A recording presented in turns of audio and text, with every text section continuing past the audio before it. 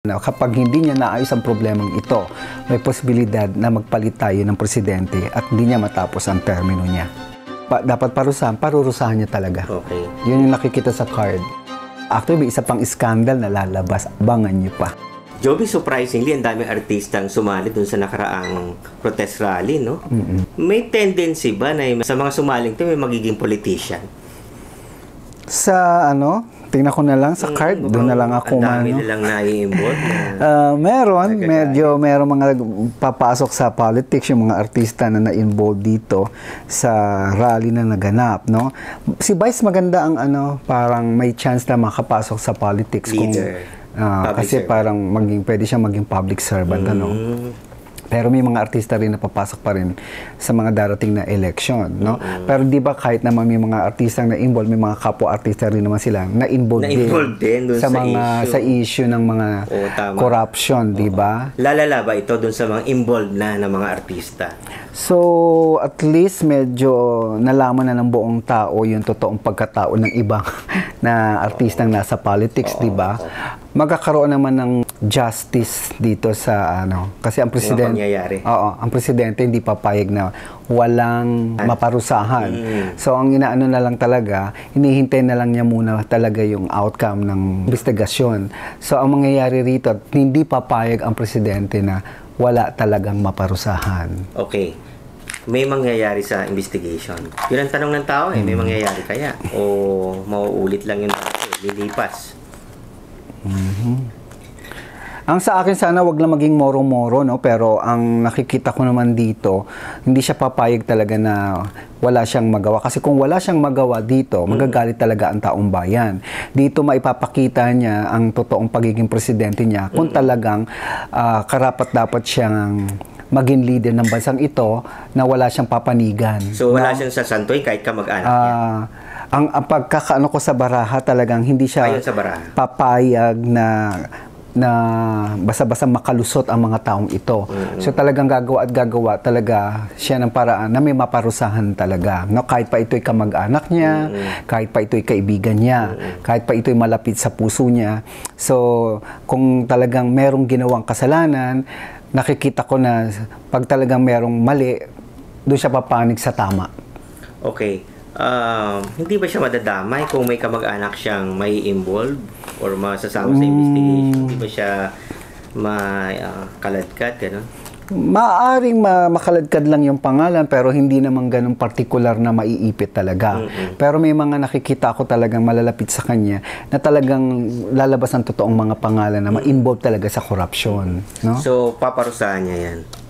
Kung sila mag-away dahil paparusahan niya yung mga perceived na nagkasala? Well, wala tayong magagawa. Kasama niya sa magiging issue na kailangan kung may paninindigan siya na talaga may parurusahan, panindigan niya talaga yon. Pero kung wala, well, taong bayan na talaga ang maghusga. And then, yun yung sinasabi ko nga na kapag hindi niya naayos ang problemang ito, may posibilidad na magpalit tayo ng presidente at hindi niya matapos ang termino niya.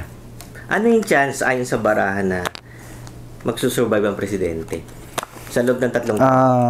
Akin nag-aalanganin ang niya ngayon, yung barahan niya, no, nag-aalanganin. Marami nagagalit na. Actually, may mga nakikita na ako na talaga nag-iipon na talaga sila. Puno na ang salop. FPJ, di ba? No? Meron lang inaabangan ang mga tao o tong grupo na ito. Parang yung iba tahimik, pero ang nangyari kasi nung people power trip ba tawag doon o magkanya-kanya lang talaga ang linya kasi hindi magkakasama. Pero kung ito'y iisang linya lang, baka nagtagumpay ang people power. Magkakaisang linya pa yung mga yan. Kung total, nandun naman na tayo sa usapan na to. Palagay ko, merong isang lalabas na babae na siyang na parang kailangan na talagang lumabas, kailangan na talaga ipaglaban ang karapatan ng ating bayan sa gantong klase ng korupsyon. Kasi ang pansinin mo, no, ang pansin ng mga tao ngayon, itong administrasyon na ito, ang pinakamatindi ata ang korupsyon. Golden Age. Oo, ito. Sa lahat ng naging yung mga presidenteng naupo, di ba? Hindi ganito katalamak. Ito yung pinaka naipon. Ito ilang taon pa lang, o tatlong Tatlong taon pa lang, pero ang pinag-uusapan na natin dito, billion, o trillion na pala. So, di ba, trillion. Kasi ipunin mo yung billion. Kumbaga, Trillion. parang saan napunta nga talaga ang pera ng bayan? Dapat ito napagawa na lang ng ospital. Di ba? O kaya, paaralan o yung mga talagang tama ba talaga. Kaso ang mga nakinabang talaga, yung mga talagang magnanakaw talaga na yan. Dapat talaga maparusahan. So tingin mo may mapaparusahan? May Ay, dapat magkaroon talaga. Pag hindi, wala. Ay, wala. Kasi sabi mo dapat eh. Anong sabi ng baraha? Kasi ganun-ganun pa, oh. Ang labo. Atras-abante. Atras-abante. Sana hindi, walang lumabas na awa. Sana wag paikot-ikot kasi ayan yung mga ebidensya. Ang nakakaano lang dito, nakikita na, lumabas na. Ayan ang ebidensya. Nakita na sa video, na interview na. Pero ang naano ko, bakit pinatatagal pa ikot-ikot, parang moro-moro. Meron, papayag kaya ang tao niya na kalimutan na lang. Hindi. May mga tao na hindi papayag talaga. Medyo galit na galit yung mga taong bayan ngayon. Kasi nga, nagkataon na may bagyo tayo, may mga disaster, kaya medyo tumahimik, ano? Pero, nagsusumiklab pa ng galit ang mga tao pa. No, hindi pa to tumitigil. Hindi kaya, makikita mo na yung pati yung bagyo, yung Mother Nature, nakikisama eh. Kung nasaan yung problema, doon nagko-concentrate. Wala siguro ito yung taon na talagang ilalabas na talaga lahat ang katotohanan. Parang nagagalit na rin siguro ang langit sa mga pangyayari. Oo. Kasi sobra na eh, di ba? Parang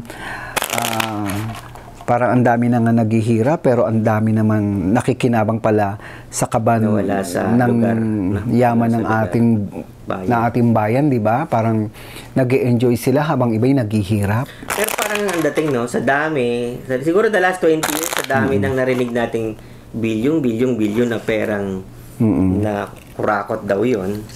Siguro, kaya palang umunlad ng Pilipinas, no? Kaya kung walang mga korupsyon. Kasi parang... Hindi kailangan mag-ibang bayan, ano? Hindi. Kaso nga lang, korap lang talaga. Okay. So, gawa tayong dalawang senaryo. Si Presidente, matatapos niya ang term. Alanganin. Alanganin. Hindi tayo sure. Okay, Mr. President, makinig ka. So, kung... Sige, sabihin na natin, baka nga hindi niya matapos. Anong mangyayari sa atin? Sa Pilipinas? Kasi yun naman yung paulit-ulit ko. Away din tayo niya. Hindi naman. Di ba sabi ko, ang susunod na presidente, hindi pa yon. Yung susunod pa, magiging parang mainam na ng konti. Yung isa pa na pagiging presidente na siguro mga ikatlong presidente, magiging okay na ang bansang Pilipinas. So kung halimbawa lang, totoo sinabi ng baraha, hindi niya matatapos. Hindi may transition president. Mukhang hindi matatapos. Pakita mo yun. Actually, delikado. Oo. So, pwede tayo magpalit talaga. Kapag hindi naayos talaga ni BBM o ng ating presidente ang problemang ito. Mr. President, listen. Pwede siyang mawala talaga sa kanyang kinaupuan. Makukulong ba siya kung sakali? Presidente? Hindi naman. Pero may mga senator akong nakikitang maaaring mapakulong niya. Oo. Talking about senators, na-involve sila Chis Escudero, Binay, Villanueva, Jinggoy Estrada, pati si Grace po sabi niya lahat daw ng senador nag-insert. Lalawak pa ba yung involvement or iskandalo sa mga senador, mga congressman, mga politiko? Meron pang mga mga iskandalo. Madadamay ba si Grace po? Makakaladkad. Actually nga, pangalan nga ni Vilma Santos, naririnig ko, baka makaladkad. Pero sana hindi mangyari. Okay. Anong destiny ni Secretary Ralph Recto? Kasi finance-secretary siya, so medyo magkakaroon din siya ng issue rito. So, maaari siyang mapatawag din sa House of Senate. Nagtataka ko, tahimik siya yung taga-kolekta ng tax. So, dapat mahal niya yung tax na kinakolekta. Pero yung kinakolektang tax... Basta marami pang mai-involve, marami pang tatanungin. Isa-isahin talaga. Pero sana huwag lumabas na moro-moro lang.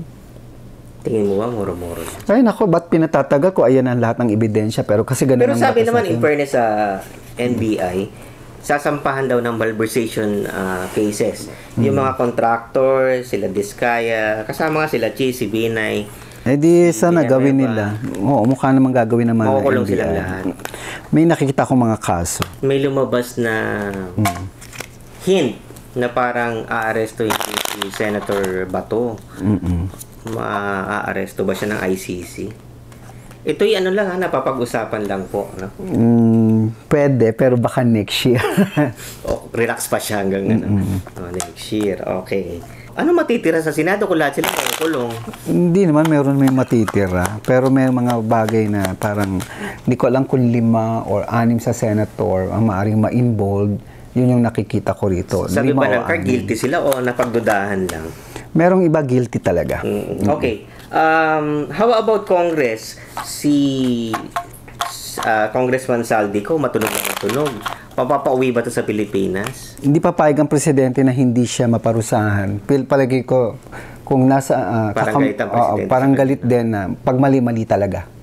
Speaking of Saldico, sabi ni BP Sara, si Saldico daw, tsaka si Congressman Romualdez yung nagkocontrol ng budget.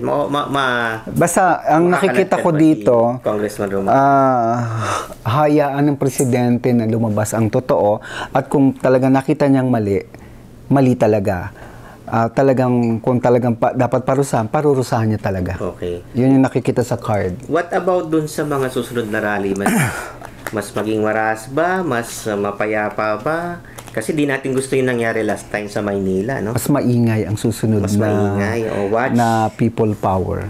Okay, watch, no? Ano ang pwede pang mangyari sa bansa natin sa kabila ng mga negative? Tuloy sa positive naman, totoong positive. Parang wala. Sa ngayon wala. Parang magulo pa. So kailangan talaga medyo sana malampasan ng presidente o malampasan natin ito. Sana maging maganda ang Pasko natin. Although may mga issue pa rin talaga na lalabas at lalabas. Actually may isa pang scandal na lalabas. Abangan nyo pa. Ano itong scandal na to? Is this nasa gobyerno pa rin. money related ulit? Oo, mga corruption Grabe pa naman. rin. Grabe naman na yan. So, labas tayo ng Pilipinas sandali. Makaka-apekto ba yung nangyayari sa labas ng Pilipinas? Sa ating economy, sa politics natin? Oo naman. Meron. Napag-uusapan na tayo sa buong mundo. Kaya, no? Anong advice mo sa mga viewers? Well, ang sa akin lang, manatiling maging vigilante, di ba? Magdasal tayo sa Panginoong Hesus Kristo na sana maging maayos na itong sitwasyon natin at sana umulad talaga ang Pilipinas. Magdasal tayong lahat.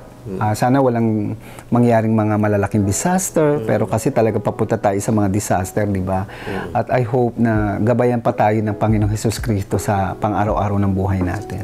Appeal to the President, listen to the people, para iwasan ang pagdanak ng dugo sa ating bayan. Okay. Mga Pilipino tayo.